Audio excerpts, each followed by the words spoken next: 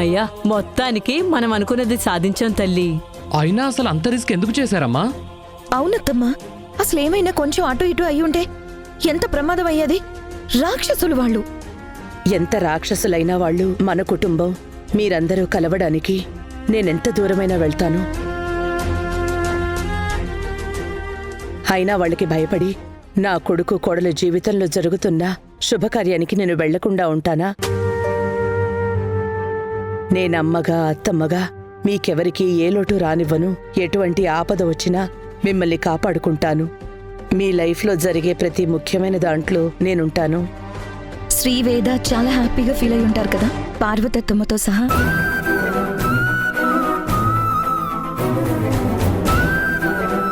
అయినా ఇదంతా ఒక సినిమా లెవెల్లో ప్లాన్ చేశారు. ఇంతకీ ఎవరు చేశారు ఇదంతా? ఇంకెవరు? మన శాంతమ్మే. Thank you Shantamma. ఊరుకోమ్మా, నాకు థ్యాంక్స్ చెప్పడం ఏంటి? శాంతమ్మ, దీన్ని బట్టి చూస్తే మీరు సినిమాలో ఫైట్ మాస్టర్గా కూడా చేసేయచ్చు.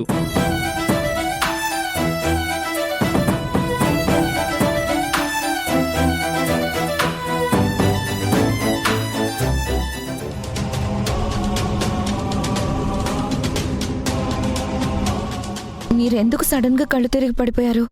ఏమైంది మీకు?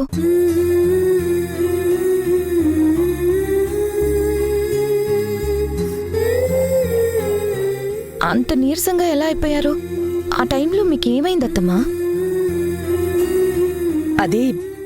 అదేం లేదమ్మా. అక్కడంతా పొగ కమ్మేసరికి నాకు పడలేదు. అందుకే స్పృహ తప్పి పడిపోయాను.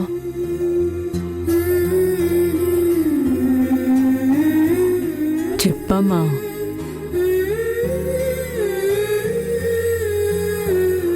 ఇంకా ఎన్నాళ్ళు మోస్తావు తల్లి నువ్వు ఈ కష్టాలు? ఎవరికి ఏమీ చెప్పకుండా. అత్తమ్మా, మీరు కళ్ళు తిరిగి పడ్డం పక్కన పెట్టండి అత్తమ్మా. మనం ఇచ్చిన ట్విస్ట్కి, మనం ఆడిన గేమ్కి పాపం అక్కడ వాళ్ళ పరిస్థితి ఏంటో. ఒక్కొక్కళ్ళకి మబ్బులు విడిపోయి ఉంటాయి.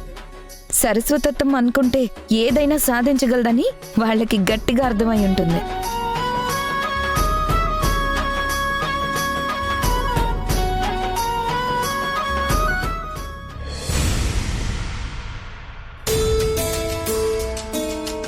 ఏది ఏవైనా వదినా, పూజ మాత్రం అనుకున్నట్టు సక్రమంగా జరిగింది.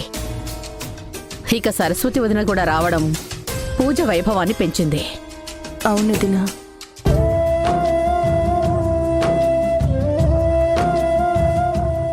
వేద, అన్నీ అందరి ముందు మాట్లాడి మీ ఆయన ముందు చెడవ్వకు. తను అలాంటి విషయాల్లో నీ వైపు ఉండలేక, నిన్ను బాధ పెట్టలేక, నిన్ను కంట్రోల్ చేయలేక చాలా ఇబ్బంది పడతాడు. అలాగే అత్తయ్య. కేవలం అత్తమ్మ మాత్రమే కాదు, నా తర్వాత నీకు అమ్మ కూడా. అందుకే పార్వతి అత్తయ్య చెప్పింది జాగ్రత్తగా విను. అలాగే అమ్మా. నా బంగారం చెప్తే వింటుంది. వదినా, శ్రీవేదల శోభనం ఎలాగైనా చాలా పీస్ఫుల్గా, వాళ్ళకి మెమరబుల్గా జరగాలి. అలా ఏర్పాట్లు చేయాలి మనం. ఖచ్చితంగా వదినా, అందులో నేనేమీ తీసుకుపోనివ్వను. ఏం పిల్ల, శోభనానికి రెడీనా?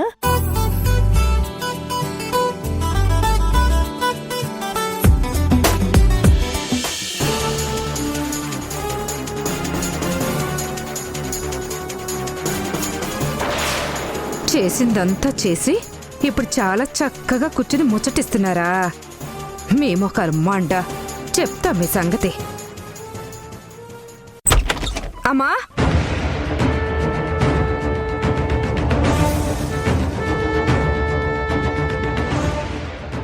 ఏంటే, ఏమైంది? ఎక్కడేం చేస్తున్నావు? అర్ధరాత్రి ఆకలేస్తే తినడానికి ఇంట్లో ఏమున్నాయా అని ఆలోచిస్తున్నా. నా మొహం మండా, నువ్వు తినడానికి ఇంట్లో ఏమున్నాయా అని ఆలోచించు. ఈలోపు అది ఇల్లునే తినేస్తుంది. ఏంటి? మరి లేకపోతే ఏంటి? నా మొహం మండా, పార్వతి రాజేశ్వరి కలిసి జరగబోయే శోభనం గురించి మంచి మంచి ప్లాన్లు వేస్తున్నారు. చూస్తుంటే పార్వతి చేతుల మీదుగా అన్నీ జరిగిపోతాయి. అప్పుడు పెత్తనం అంతా ఆవిడగారి చేతిలోకి వెళ్ళిపోతుంది. నీ మొహం. తినడానికి ఏమున్నాయని తప్ప నువ్వు ఆలోచించుకోవడానికి ఏముండదు. అప్పుడిక ఆ పార్వతి ఏం పెడితే మూసుకుని అదే తినాలి. ఇంకా నువ్వు అలసిచ్చేస్తే ఖచ్చితంగా అదే జరుగుద్ది. నువ్వు చెప్పింది కూడా నిజమేనే. అసలు ఇదంతా నా పిచ్చి కొడలు సరస్వతి వల్ల వచ్చింది. అది చేయబట్టే ఇదంతా. అసలు ఈ పార్వతిని చూస్తుంటే నా కొళ్ళు మండిపోతుంది. ఏ ముహూర్తాన నా కోడలు సరస్వతి వెళ్ళి దీన్నింటికి పంపిందో నవ్వుల మాట దేవుడెరుగు. అందరూ కోపాలతో పగలతో రగిలిపోతున్నారు. ఇంటిని చూసి ఇల్లాలు ఎలాంటిదో చెప్పేయచ్చని పెద్దలు అన్నారు. ఇదొచ్చాక ఇల్లుని చూసి చెప్పేయచ్చు ఇది ఎలాంటిదో. నువ్వు చెప్పేది కూడా నిజమేనే, కానీ నేను మాత్రం ఏం చేయగలను? నాతోనే ఆడుకునేలా ఉందా చూస్తుంటే. సరే అయితే నువ్వేది చేయలేకపోతే నేను చేసేది చూస్తూ ఉండు. సపోర్ట్ ఇవ్వు.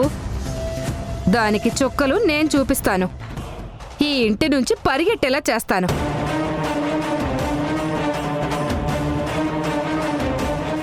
దానికన్నా ముందు ఈ శోభనం జరగకుండా ఎలాగైనా చెడగొడతా.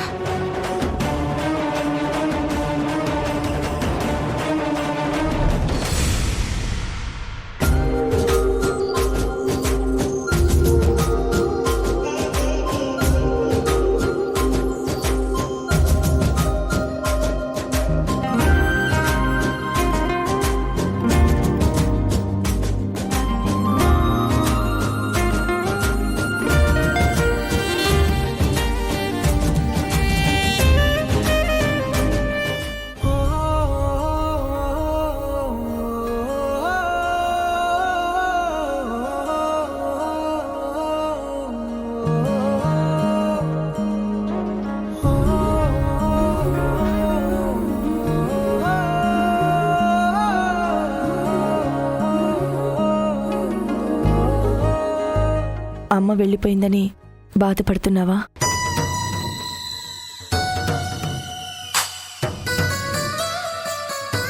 ఆ అమ్మ వెళ్ళిపోతే ఈ అమ్మ లేదా?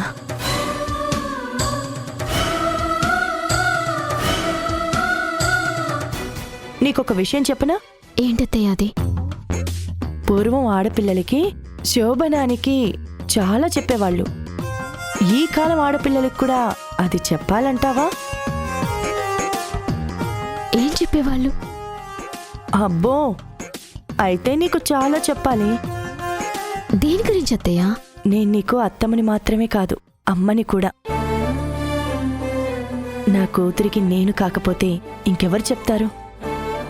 అయినా ఈ చీరలో నువ్వు చాలా ముద్దుగా ఉన్నావేదా. నా దిష్టే తగిలేలా ఉంది. బంగారమమ్మ నా కోడలు. అత్తయ్య, ఎందుకో తెలీదు, నాకు చాలా టెన్షన్గా ఉంది. అది ఏ ఆడపిల్లకైనా సహజమమ్మా. ధైర్యం కోసం ఏమైనా చెప్పండి అత్తయ్య. ధైర్యం కోసం కాదు, ఈ కార్యంకున్న సంప్రదాయాల గురించి చెప్తాను. ఏంటత్తయ్య చెప్పండి. శోభనం పెళ్లి కూతురు పాల గ్లాసుతో గదిలోకి వెళ్లడం అనే పద్ధతి ఎందుకొచ్చిందో చెప్పు చూద్దాం.